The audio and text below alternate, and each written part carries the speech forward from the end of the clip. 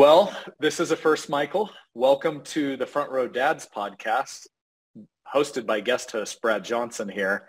And I know you were kind enough with John Broman, who, if you're listening to this and you're like, what's this Brad guy doing on here, for those of you that normally listen to Front Row Dads. John, who obviously has inspired me a lot as a dad, as a husband. He's on vacation, I think, somewhere around the world right now. And he had a really cool idea. And he said, hey, maybe we could have some of our Front Row Dads members come on and guest host. And he hit me up and he said, who in your network, Brad, could be a good guest to maybe have come on? And I was like, one guy came to mind, a guy that's really modeled a lot of what I try to model in my life as a father and as a dad. And it's you, Michael. So welcome, Michael Hyatt, to the Front Row Dads podcast. Glad to have you here, Michael. Thanks, Brad. You know, we've had so many conversations like this over the years on podcasts, but never on somebody else's podcast. So this is a first for you, and it's a first for me.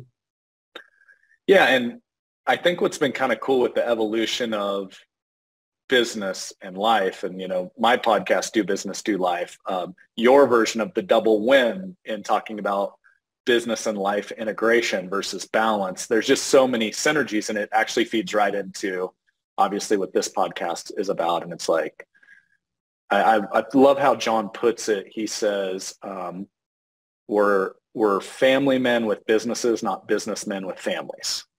And I think oftentimes, you know, as an entrepreneur, you go to build a business so that you can have the freedom to live life on your terms and have the resources to support your family and those you love. And unfortunately, sometimes that can lead to, you know, building a little bit of a trap, or I've heard it, you know, it's almost like you build your own prison, not by intention, but by just like you look up 5 or 10 years later and you're like, man, things are out of whack here and out of balance. And one of the things I've always appreciated about you, you've been really open about the mistakes you've made along the way. I've learned from some of those because you've been vulnerable enough to share those. But what I love is the learnings and how you apply frameworks in your life and in your business, just to say, like, I'm not going to do that again. So you told me a story that really hit home with me. It was one of the first times we met in a small mastermind group. And it was, I'll just frame it. I think it was like, from a business front, it was one of the highlights of your business, I think, including a really large check. And then there was a quick 180 when you got home. So do you mind diving into that story? Because I think there's a really good lesson there. Yeah, well, I'm only laughing in retrospect. It was pretty painful at the time. But so in the year 1999, I kind of got the dream job. And for me, it was at least a dream job. I'd been in the book publishing industry. And so I was given responsibility for this division of Thomas Nelson Publishers, which was really exciting. It was one of 14 book publishing divisions the company held. We were publicly traded. Everything was very visible to the public. And so I thought, great, I've got the worst performing division, and which was really hard because I didn't know that till after I got into the job. And so the CEO said, how long is it going to take you to turn this around? Man, Brad, I just pulled a number out of the air. I had no clue. I'd never done this before. And I said, I think about 3 years. And he said, you know, that was exactly the number I was thinking. And I said, okay, great. So I went back to the team, kind of painted a vision for what I thought we could do with this division. You know, my vision was that we would become first in the company in terms of revenue growth, profitability, morale, everything we could measure. And so they got super pumped about it. And they had been discouraged for years, knowing that they were dead last in the company. I didn't know it. They knew it. And so we began to work, and we were working like 70 hours a week, nights, weekends, traveling constantly. I was paying zero attention to my health, zero attention, well, maybe 10% attention to my family, but it wasn't good. But the good news was we turned the division around. We went from 14 to number 1 in terms of revenue growth, in terms of profitability, everything, and we did it in 18 months. And so I got the biggest bonus check I'd ever received in my history to that point. And it was larger than my annual salary. So I said, I cannot wait to get home and share this with Gail because I know she's going to be over the moon with this. So go home, bounce in, you know, from the garage and find her in the house. And I say, you're never going to believe this. And I unfurl the check and she looks at it and I can tell she's not that impressed. And she's always been my biggest cheerleader, and she just wasn't her exuberant self. And she said, we need to talk. And boy, did I feel my heart sink. So we walked into the den, we sat down, and she began to tear up. And she said, honey, I appreciate everything you do for this family. I know you work so hard, but honestly, here's the problem. You're never at home. And even when you are, you're not fully present. I don't know where you are, but your head's not here. And she said, your 5 daughters, yes, I have 5 daughters. Your 5 daughters need you now more than ever. And she started to say that. She began to cry a little bit. And she said, I feel like a single mom. Well, that was not what I was going for. And I felt like, I had failed. On the one hand, like you said, it was like one of the biggest success days of my career. But on the other hand, it was a gut punch. And I felt like that I had failed at probably the most important thing I'll ever do, being a husband and a dad. And so that began a journey. I felt like initially that I was faced with this impossible choice. I was going to either have to throttle back my expectations at work and sort of pump the brakes, or I was going to have to do something with my family, basically try to get Gail to accept that, hey, look, I'm really doing this for the family. Can't you just give me a little space to do this? And I just felt like, neither of those were acceptable. And so that set me on a quest, Brad, for this third alternative. What if we could win at work and succeed at life? What if we could see our businesses grow and our careers be really successful, but not at the expense of our health or our most important relationships? And so working with an executive coach through a long process, I was able to find that. And I call that the double win, where you're winning at work and succeeding at life. And obviously you slip in and out of that over time, but basically those things are in relative balance to one another. Such a powerful story. And I know we were talking before, John, if you're listening to this, we might work some B-roll in because we had a little mini podcast before the podcast. But there's a really cool lesson, because I was in a group when you shared that, a group of 14 or 15 entrepreneurs. And I remember the vulnerability of you sharing that and how I immediately was like, man, I like this guy. Because I think a lot of times as entrepreneurs, as leaders, it's like scary to like let your real self out, kind of warts and all. And I think there's a whole nother business lesson of like what that does to others when you're vulnerable, including spouses, including kids, to just be like, you know what, dad doesn't have it all figured out. And I'm imperfect and I'm trying my best and I'm on this journey right along with you, but I'm just trying to be a better version of myself tomorrow than I am today.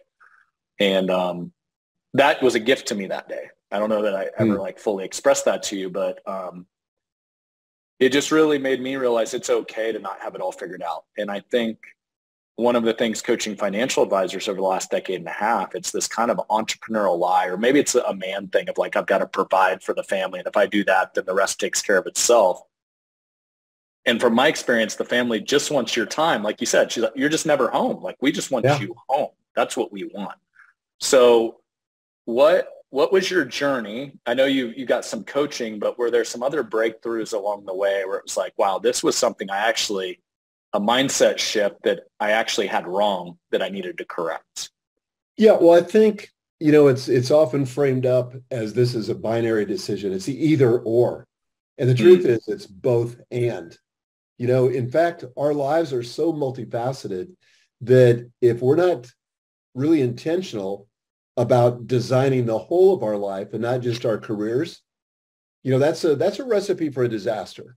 And I think that most people going through life, and this is one of the things I realized, is that I had been drifting through life, no real intention, being reactive, sort of responding to other people's questions and concerns and demands and, what they wanted for me. And I realized that there's an alternative to drifting, and that's to design your life. And the problem with drifting, and in fact, here, another story, this happened to Gail and to me. Gail's my wife. We're now been married for 45 years, but back when we had been married for about 5 years, we went to Hawaii. And it was kind of the first big trip we'd ever taken, but we were so broke. I mean, we barely had enough money to get there. And, we were using all of our airline miles and everything else. And so we got there and we didn't really have much money for entertainment, but we thought the one thing we could do is snorkeling because that's free. And they gave us lessons in the pool. And then we went out onto the reef. It was an amazing experience. We loved it. So we decided to go to rent some snorkel gear. I mean, it was super cheap. And so the next morning, like at 6 o'clock in the morning, we went out to the lagoon on Maui beside our hotel. And we said, oh my gosh, this is going to be amazing. There was nobody else out there. And we got into the water and we quickly became sort of focused on and distracted by everything we were seeing under the surface of the water. I mean, beautiful fish, all kinds of, floral stuff and plants and, just all that stuff. What we didn't know, though, is that in our focus and our lack of awareness, situational awareness, we got caught up in a riptide. And I wouldn't, that would have meant nothing to me at the time because I wouldn't have known what to do, even if I had known I was in a riptide. But before we knew it, we'd been swept out to sea. And we were pretty far out. I don't know how far it was, but it was scary. When I finally pulled my head up, Gail pulled her head up. She let out a little scream. I was trying to be cool, calm, and collected. And she said, what should we do? And I said, man, I don't know what to do except for swim for shore, which we did. And we swam hard for shore. And so we finally got there after about 20, 25 minutes of hard swimming. And we didn't go snorkeling like for another 20 years because it was so traumatic. But I think that's how most people approach life. They're so focused on the task at hand, whether it's work or some project or something else. And before they know it, they've been swept to a destination they would not have chosen. And that's the problem with the drift, is that you always get swept to a destination you wouldn't have chosen. It could be a health crisis. It could be a relational crisis. You think everything's going great in your career and you wake up and, your spouse is asking for a divorce, or your kids won't talk to you, or you're completely estranged, from members of your family, or you realize that, it comes time to retire and you retire and you realize, I don't have any friends. And the people that I thought were my friends are people that were at work that never call me anymore. And so the antidote to that is to design a life, of intention. And so my executive coach, after I had that fateful conversation with Gail in the den, he basically said, we're going to put together a life plan. And that's what we did. And that's the first time I began to see that there were these other facets of life. And I needed to have a vision for those, just like I had a vision for my career. Yeah, I want to go to a spot here because this was another just aha. And I think when we met, I was trying to remember, mid-30s. I had two children, third one on the way at the time. So 4 and 5-year-old with my wife, Sarah, was pregnant. And so I was in the thick of it, when you've got little kids running around and the chaos of that. And I know you've been there. And another thing that I think is very common, this is Front Row Dad, so we're talking to a lot of dudes out there, is almost this emotions or weakness sort of, like I was a farm boy. I was a football player. So if there's two things that are going to say, emotions are bad, rub some dirt on it sort of mentality, that was the world that I grew up in. And I remember you, and maybe this was part of this after you and Gail had the conversation in the den. It'd be interesting to see where this kind of fell in your journey. You said somewhere in there therapy came in, marriage therapy, couples therapy, individual therapy, I'm not sure. And I almost had this like, oh, that's like a girl thing. And I know that's like completely not cool to say, but that's what was the story I was telling myself, right? It was like, oh, that's therapy. That's for, females to sit down and talk about their feelings. Dudes just tough it up and suck it up and move on. And I think you had a little bit of resistance early on. And then your therapist shared a comment that has stuck with me. I won't steal your words, but I remember that was almost where this mindset shift happened for me. And it was almost like I realized it's just a different form of coaching. I think therapy is like almost like they need to rebrand the word because really it's just coaching in a different aspect of your life. And I'm like, well, I had a football coach. I've had business coaches. All of that makes sense. And so share some of that journey. I don't know where you want to kick it off and kind of go, but that was another gift that you gave me in one of our conversations. Well, I've done therapy numerous times in my life, and certainly not as early as I should have, and perhaps not as often as I could have, but it's been major for me. I also apparently am a slow learner because this therapy came actually long before, like probably 15 years before that conversation with Gail. So we'd only been married about 5 years, so this was roughly the same time that we went to Hawaii and had that drift experience when we were snorkeling. But I came home and Gail wanted to talk, and she always seemed to want to talk. And my attitude was kind of like you. I mean, like, well, get a therapist. I mean, I'm trying to work here. I'm trying to get stuff done. And, I had a terrible attitude about it. So I said, you need to get a therapist. I think there's some issues you need to resolve. And this is clearly your issue, your problem, not mine. And I mean, the arrogance of it, when I tell the story, when I look back on it, it's just unbelievable. So she dutifully went to therapy, and she went to see Dr. Pannebecker. And Dr. Pannebecker worked with her for a couple of weeks. And then so she came in and she said, by the way, Dr. Pannebecker wants you to come to my next therapy session because he wants to talk to you. Man, I hit the roof, Brad. I was like, what?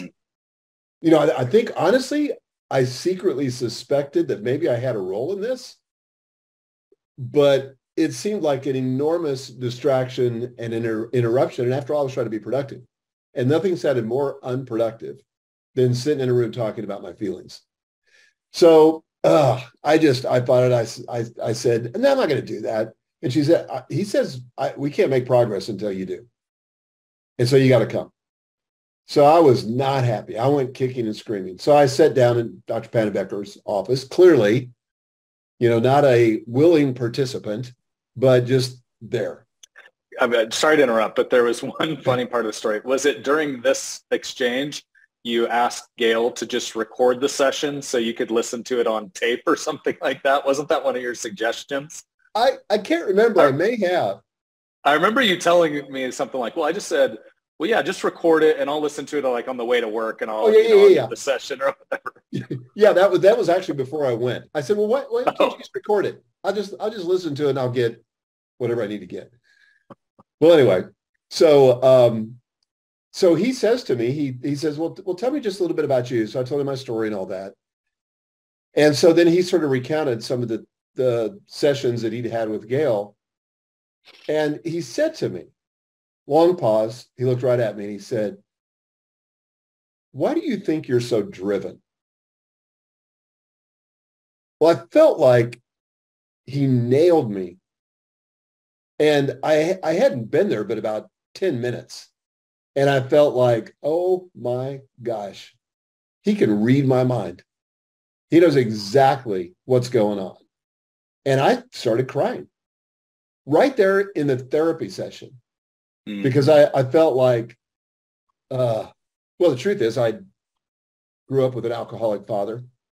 And in growing up with my dad, and you have to know I don't know if this will mean anything to the audience, but I'm an Enneagram 3. So success, achievement, productivity are very important to me.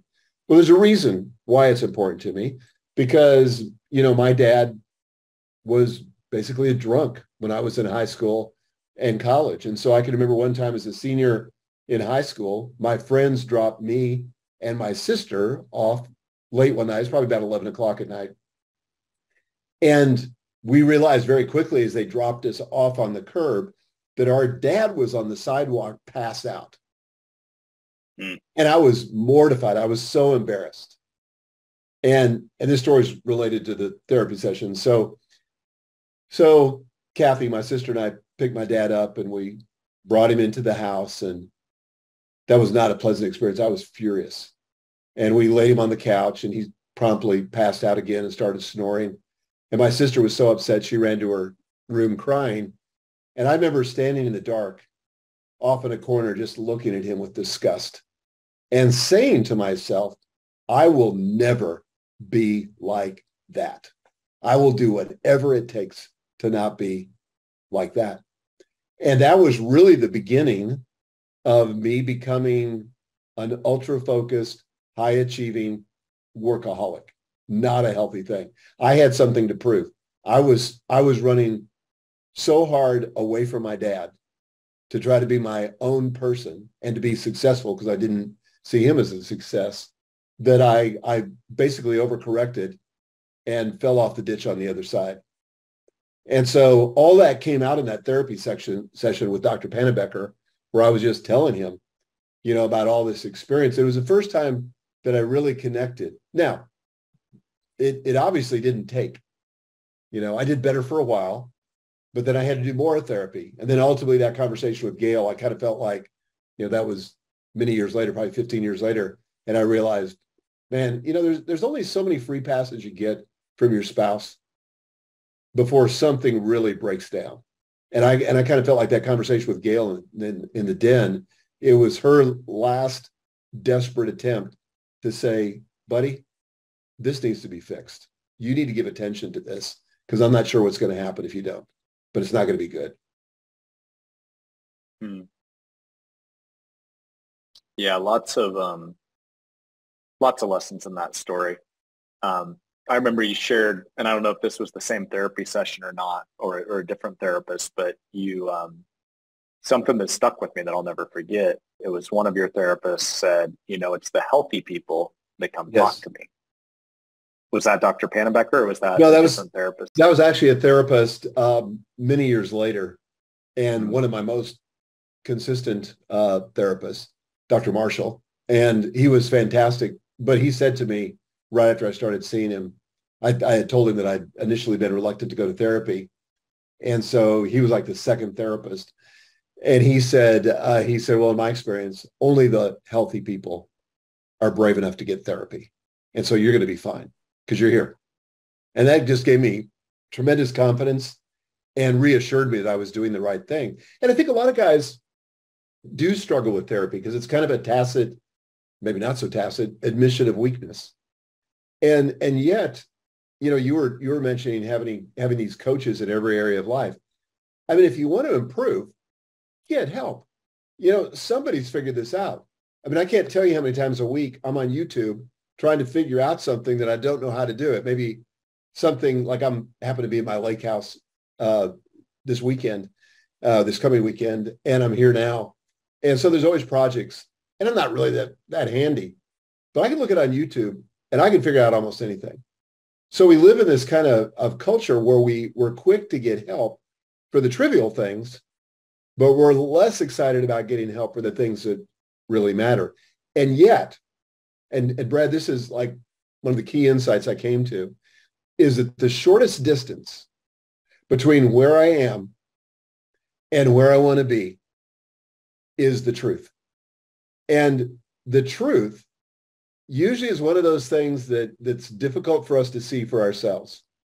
And that's why a trusted advisor, a business coach, a life coach, or a therapist can help us get to the truth faster than we can get at it on our own.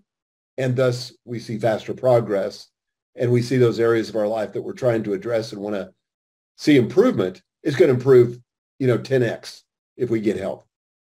Yeah. Yeah. It's a therapist is just crowdsourcing wisdom. It's like, hey, I've seen this. It's so funny because I know you've been a business coach for many years. I've been a business coach that plays in the financial space for many years. And it never, it's almost humorous. I mean, from my chair, because oftentimes advisors are like, oh, I got this thing and it's just overwhelming and I can't see the end in sight. And it's super frustrating because you're in it. It's the emotions. It's the chaos. And I'm sitting there and obviously you've got to have good bedside manner as a coach, but I'm like, oh, I think your line is congratulations, you're normal. Because guess what? Everybody struggles with that. And I've seen this 50 times before. And the cool thing is there's a really simple framework that can get you from here to there pretty quickly and faster than you even think possible. And then all of a sudden they're like, really? And it's like, yeah. And it's like, that's a therapist. They've seen this. They've seen relationship issues. They've seen work-life balance issues. They've seen it all. And it's like, oh yeah, let's start to step into this. I mean, personally for me, left a really successful, great career, kind of grew up in finance and coaching, started this new journey of Triad we're about 3 years into. And it was about let me think of the date, November. I think it was only a few months in. And I was in beautiful Napa in wine country. My wife, Sarah, sat me down and said, we need to talk. A very similar conversation to what you and Gail had. And, you know, it's funny, like I started coaching you with you in 2015 or 2016. So that's when I first heard that story. So apparently I'm a slow learner too. And so this was 2020, 2021. And Sarah's like, I think we need to talk to somebody. And it was very much start a business from scratch. It consumes you. There's just not enough of you to go around. And I was not showing up as basically my family was getting the scraps that were left over at the end of the day. And it was not much. And I resisted it even in that moment. But then I was like, no, she's right. What if she's right, you know? And we're just over 2 years into, you know, marriage counseling on a weekly basis, 1 hour. And it's the best thing we ever did. And I wish we would have done it our first year of marriage instead of our, 15th year of marriage. And just the breakthroughs, like we just did a therapy session this week, and Megan, our therapist, she's like, I wish I could show this video to you guys 2 years ago. That was her comment. Wow. Because just all the growth that we'd had, because we'd leaned in, we'd communicated, we'd hashed through some stuff, and obviously gotten stuff a little more in balance. But like, I hope if there's one listener out there that's like going through this right now, like just go put it on your calendar and go talk to somebody, whether that's as a couple, whether that's as an individual. There's plenty of help out there if you don't resist it. And so thank you, because had it not been for that time with you, I probably would have been the guy resisting it and saying, no, you go get therapy, Sarah. I'm good. This is obviously your issue, you know? So it's amazing. Yeah. Well, I would just offer the same encouragement too. Again, therapy can be enormously helpful, and you may have to, try a couple therapists till you find one that you really jive with, but, ask around. More people than you think are getting therapy, and they usually know who the good people are. I can tell you this, the couples that are growing and staying together, the relationships that people have with their kids that are healthy and wholesome, probably those people would be a good source. They've probably gotten some help along the way, because these things, at least for me, didn't come natural. Yeah. Well, and back to the subject matter of this podcast, front row dads. So let's get to parenthood. But one of the lessons I've learned, and I've seen this unfortunately play out, I'm about to be 43. So we're kind of entering that era of, unfortunately, divorce with a lot of couples that we kind of grew up with.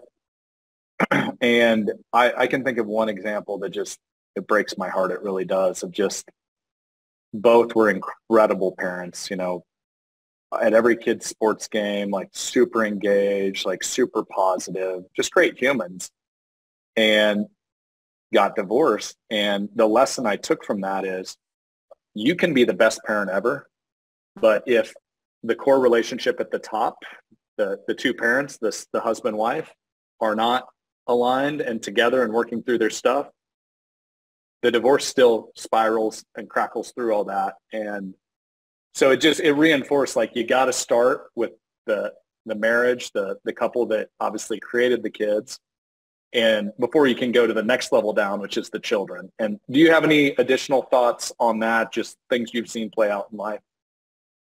Yeah, absolutely, Brad. Alignment between spouses is critical. And the most important gift that you can give to your kids is a healthy marriage. The time that you spend with your spouse building that and making them the priority, not the kids. The kids are, come after that in my list of priorities. But Gail is my priority. And that's a gift to my children. And all of my daughters are grown now. So I've got 5 daughters. I got 3 sons-in-law. I've got 10 grandkids. And all of them live within 30 minutes of me. And my 10 grandkids live within 5 minutes of me. And, we've been very intentional about trying to build a family so that the kids would still want to be around us, as we get older. And they're over constantly. I mentioned that we're at our lake house for the weekend, and this particular weekend we have some friends coming down, but typically it's all the family every weekend, especially through the summer and the early fall, late spring. I mean, we're packed and we love being together. But again, that has to be intentional. And I think that it starts when you get on the same page with your spouse.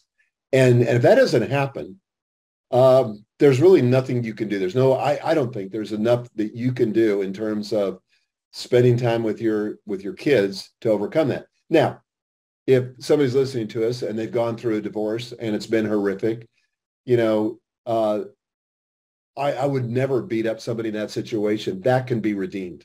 Absolutely can be redeemed. But you have to go through some stuff to redeem it. It takes a lot of work.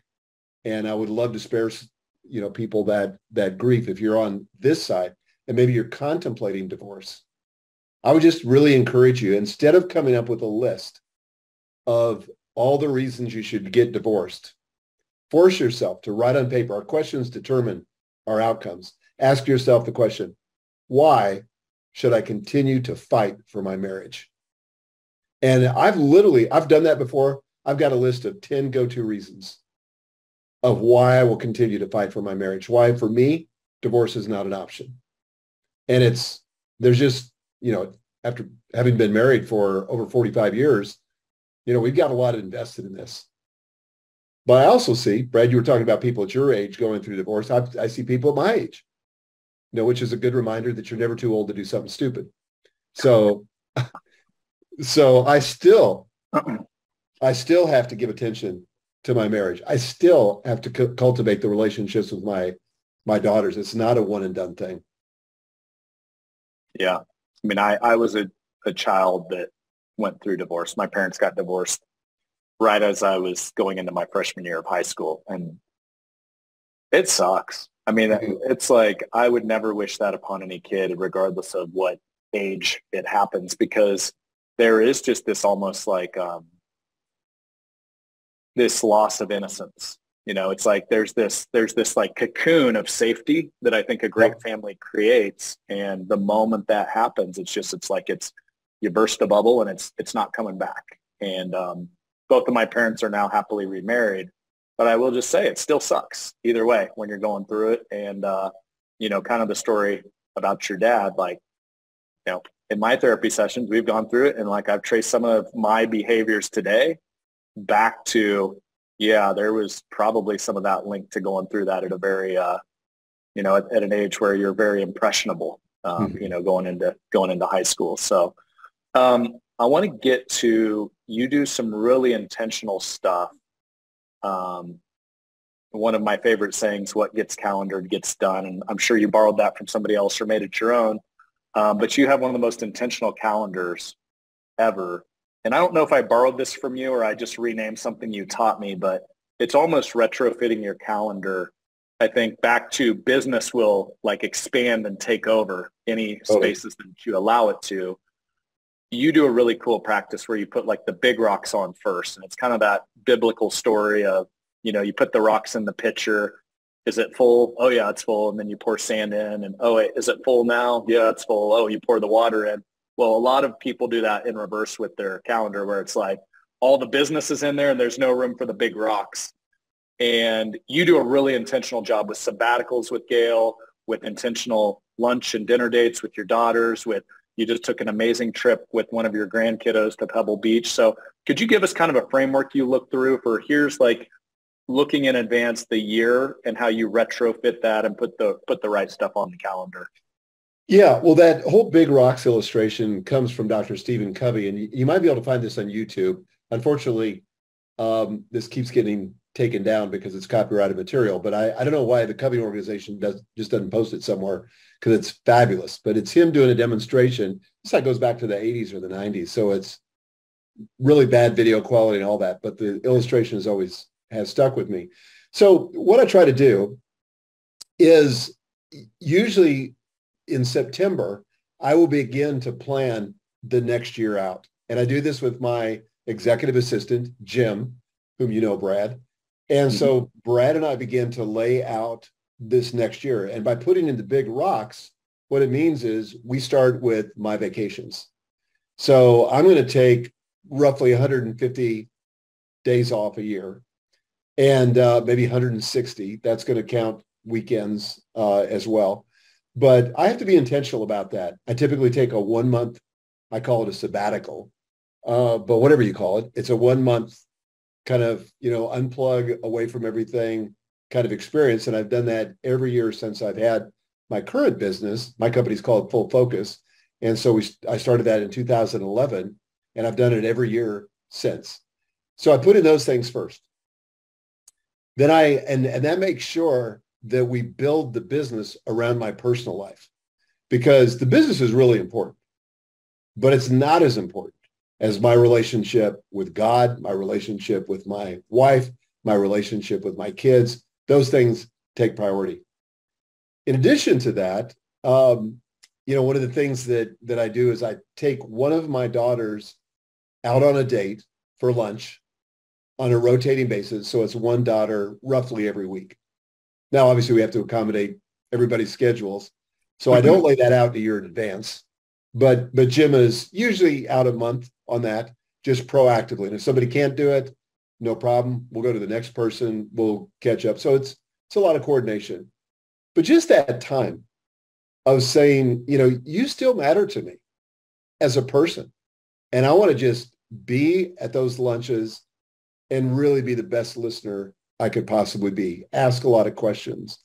Be the safe place for them to land. And the things that they talk to me about are amazing. And, we've intentionally tried to shift our focus as the kids have grown up. And we can come back to this whole thing about parenting, coaching, friendship.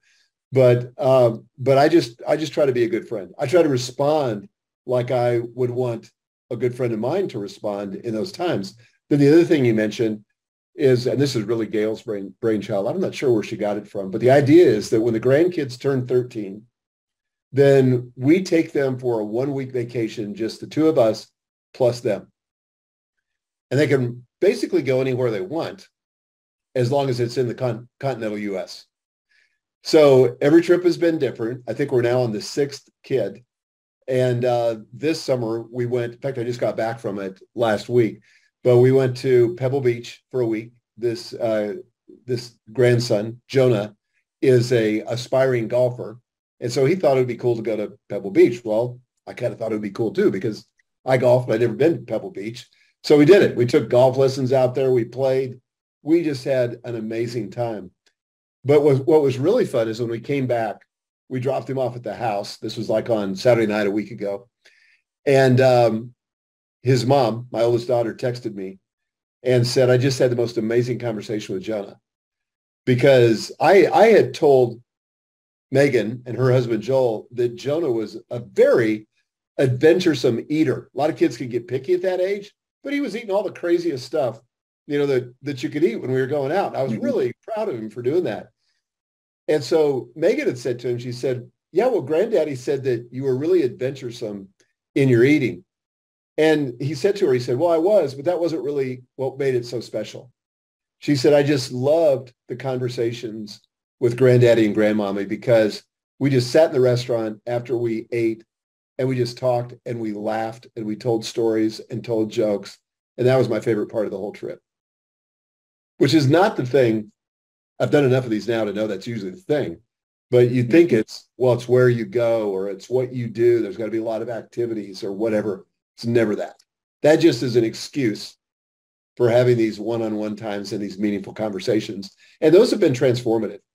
If when my older grandkids come to the lake, I mean, we have this instant rapport, instant bonding, because, we took those trips and it made a difference. I mean, just circle back to what Gail told you in the den. We just want your time.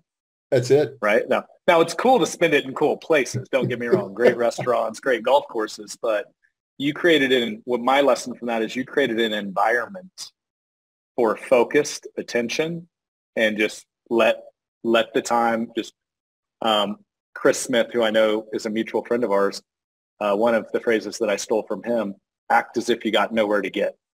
And that's where some of the best conversations come from, right? You're just there, you're present, you're not distracted. And that's so cool. I've modeled some of that. We kind of have a coming of age trip for our kids, but I'm going to 100% do that. Hopefully someday if I'm lucky enough to be a grandparent, because who wouldn't want to keep the fun going? You know, how fun is that? Well, and I think it's worth saying that I didn't do that with my girls because I didn't wake up soon enough. You know, I was still in a workaholic coma. And if I had to go back and do it all over again, I absolutely would do it with the kids. In fact, I probably would do it multiple times, you know, the size of your family is relevant because it does translate into cost. But, you know, I'd probably do like maybe a 10-year-old trip or a 13-year-old trip, and probably one when they turn 18, maybe 21. But the more of those that you can get in, the better. Yeah. Well, I know we've talked about this on different conversations, and I know actually, shout out to John. Shout out to both John. So John Rulin was the guy that took me as his guest to the very first ever Front Row Dads retreat in Philly. This had to be 2015 or 16. That's where I met John Broman, the host of this podcast. And at that very first one was a guy named Jim Shields, who wrote the book, The Family Board Meeting, which we were just talking about yesterday. I think by sheer coincidence, I've got a copy on my desk. So there you are if you're watching on video. This is hands down my most gifted book ever. Super skinny. And basically we just talked about the extended family board meeting because I'll say you and Gail did one-on-one, right? But the family board meeting, I incorporated that ever since Philadelphia. And what I found we do it quarterly. I've got 3 kids, 4 hours uninterrupted, activity of their choice, no technology, and then some sort of reflection afterwards. And I will tell you that one-on-one time, specifically for the oldest siblings always kind of run the show. We have a middle child. We have a youngest child. I see specifically with our middle and our youngest, it creates this space they've never had before where they get to run the show for a change. And it just gives the space for their personality to come out, their interest to come out. Actually, me going and checking out Pokemon with my middle one, and it's like his interest and exploring those and being curious. And it's just completely changed the deepness of my relationship with each of my kids. So if you're out there and if you've been listening to this podcast for any time and you're like, oh, I need to do that someday. No, just put it on the calendar and it'll never come off because you'll be addicted. And like full transparency as a dad, I'm an Enneagram 7 for those that know what that is. I've never found a party I don't like. And for me, it's like I get to relive my own childhood. You know, it's like, oh, yes. Cool. We're going to Chuck E. Cheese today. I actually never went there as a kid. Let's go hit up Chuck E. Cheese. Let's go to the sports card shop, you know. And, you know, with Nellie, my youngest, she's got a full-blown agenda where she's like, we're doing breakfast here. We're doing Target here. And she's got like a whole shopping itinerary, right? So anyway, it's really magical when you create the space for those one-on-ones. It really is. And Brad, let me just say that I think for a lot of guys, and I know we're talking mostly to guys, it may be one of those things where you think, well, when I get some more time or when I get through this one project or when I get this thing launched, then I'll start doing this. No. If you have an assistant, give this as a responsibility to your assistant and just say, look, your job is to make sure that I have a date with one of my daughters every week and rotate them. And this is so interesting because my daughters were initially a little bit resentful that I had delegated this to Jim. And one of them complained to their mother, who got back to me. So they said, we just would like to get the invitation from Dad. So great. I said to Jim, I said, just write me the text message and I'll post it, you know, on my account and I'll send it to the girls. So he does all that.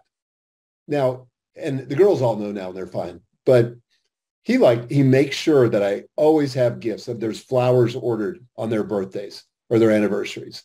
The same thing with Gail. He'll do the shopping and he'll come back for Christmas gifts and say, look, I found 3 things. Which of these do you like the best? So that's stuff that honestly you say, well, that's so impersonal. You know, why don't you do it? Because it wouldn't get done. It's that simple. something is better than nothing, and good is better than excellent if you never get to excellent. And so at least I can be consistent, and it keeps it from just being an intention in my heart and actually makes it a reality. And then I can do what I do best. And what really matters to them is that time with them. It's not all this other stuff, but just give somebody the responsibility, your assistant, the responsibility of making sure that gets scheduled and gets done, because you want your intention to become reality. And that's the best way I found to do it. Yeah, you influenced me a lot in that regard. And what's funny is, like, Sarah had some of that early resistance. Even having an executive assistant, Brooke, on my team, she's amazing, my version of Jim. And the bridge that it crossed was, it went from intention that did not get followed through on my side to execution that did, or reality, in your words. And that's actually what my family wants. They want me to show up present and there. Yep. And I'll say, like, we're being transparent on this podcast.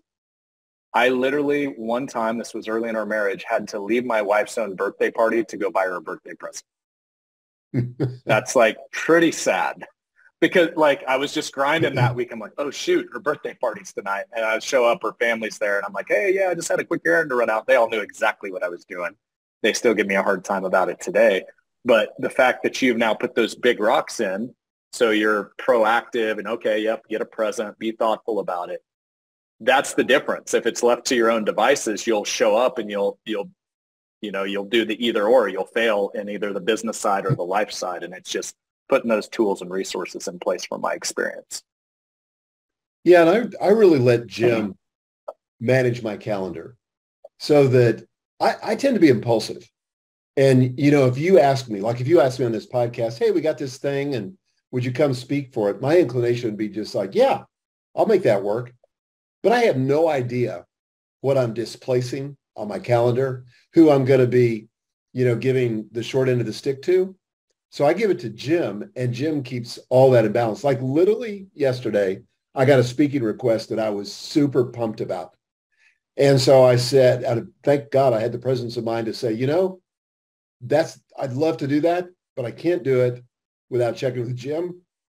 My calendar looks clear, but I don't know what he has, going on that he's still planning.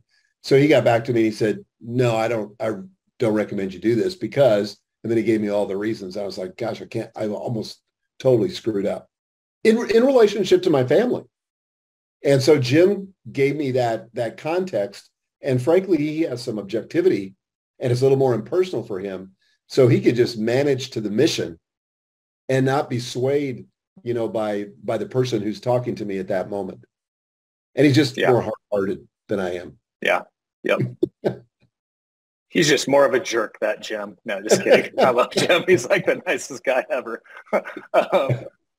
Well, as we get towards our close here, you and I have both been in actually, it's funny. I'm just thinking of the Front Row Dads community. Justin Donald is in this group with us. Hal Elrod is in this group with us, and their lovely wives. But we're 2-3 calls into a really cool, I just bring up Family Brand because I know Front Row Dads actually just did a private call or some sort of a call for their community with Chris and Melissa Smith. And this was just this week. And I think it's a great story to kind of close this conversation. So we're going through this Family Brand stuff with Chris and Melissa, which is really just applying a lot of what you coach on in business, which is, what is your mission as a family? What are kind of those core values? And the last call, we started to get into core values of family. And you shared this story from your childhood that I thought was awesome, and how you're going to make that kind of an intentional core value of what it means to be a Hyatt. Maybe you share that story as we kind of wrap here. Yeah, so we came up with this value, and then I told the story, and Chris was basically saying, if you can link a story with your core value, which I've known and I've applied in business, but if you can link a story to your core value, it's going to have way more traction with the kids, and it's going to have way more longevity, and it's just going to mean more. It's going to be an emotional connection. So one of the values that we have in our family is stewardship. And the way that we state it is we leave things in better shape than we found them. Well, the reason we came to that commitment, and all my family has this, my kids have this, I have this, I learned it from my dad. So despite the fact that I said my dad was an alcoholic, when I was young, he was amazing. And he's actually amazing now. He's almost 90 years old, but he had a rough patch there. But he told me, I borrowed this lawnmower. We didn't even have a lawnmower. We didn't have a lot of money growing up. And so I borrowed a lawnmower. And my dad said, when you finish with that, you need to return it in better shape than you found it. And so I kind of was perplexed by what that meant. He said, you need to fill it up all the way with gas. And I said, but it was half empty. He said, doesn't matter. You got to fill it up with gas because we leave it in better shape than we found it. You need to get, the garden hose with the pressure nozzle, and you need to clean off the inside. This is a push mower, the bottom of it. And you need to return this in better shape than you found it. And he would always say that, if I borrowed a car or, borrowed anything. And I've really come to believe that in terms of the relationships that we manage, the people that are given to us in our work experience, people that work for us, whatever it is, nothing's forever, but return those people, return those things in better shape than you found them. And that's really true for our kids as well. Gail and I live in this Victorian home that was built in 1907, and we got it. It was in horrible condition. We spent 2 years repairing it. We spent way more money than would be justified by whatever we'd get out of that home if we sold it. But we felt like we were given a stewardship, that eventually this house will pass from our hands to someone else's, and we want it to pass in better shape than we found it. And I think it's an awesome thing to think about parenting that way, because I really think the goal of parenting is de-parenting. How can I grow up these humans that I've been entrusted with so that they can function without my constant intervention? Because I don't want to be a helicopter parent for the rest of my life. I want to be a parent when they're small. I want to get to the place where I can be a coach. And then eventually I just want a friendship. And that's where I'm at with all my daughters today. They're 5 of the best friends that I have. And that's part of the de-parenting process. And I consider that a success. Mm-hmm. And by the way, I've been fortunate to spend a lot of time with one of your daughters, Megan, and I can say how she shows up in life, because I know she's obviously a big part of Full Focus. Her husband Joel's a big part of Full Focus. It's just a testament to how intentional you were. And I love that you're like, hey, we did a lot wrong, but you tried to learn from it. You tried to course correct, and learned a lot from you. So as we end this conversation, first off, thanks for guesting on here. And thank you. Hopefully this served John and the Front Row Dads community. And I just want to say, on that last point on stewardship, I've experienced that personally. We first connected. It was Platform University. I read your book and then went to a live conference and then spent some time with Stu McLaren and Amy Porterfield in that private mastermind. Our mutual friend David DeWolf, that's where I met him for the first time. And then therein led the journey of the Inner Circle you did for a few years. And you left me in better shape than you found me. And now it's really cool. The friendship that's formed from that, and you've poured a lot into our Triad Partners community. And so I've just seen you exponentially, what you poured into me, you're now pouring into our community as well. So thank you. I'm just here to tell you, you're living it. I know you'll keep living it. And so I appreciate the friendship. I appreciate the mentorship. Well, I consider you a dear friend, and I appreciate it as much. And I love that we can talk about business. We can talk about parenting. We can talk about marriage, because those things are really important to both of us. And I know they're really important to the people listening to this. All right, Michael. Well, thanks for your time. And until we get across paths in person, it's overdue. So. Okay, buddy. Talk to you soon. Bye-bye. Bye.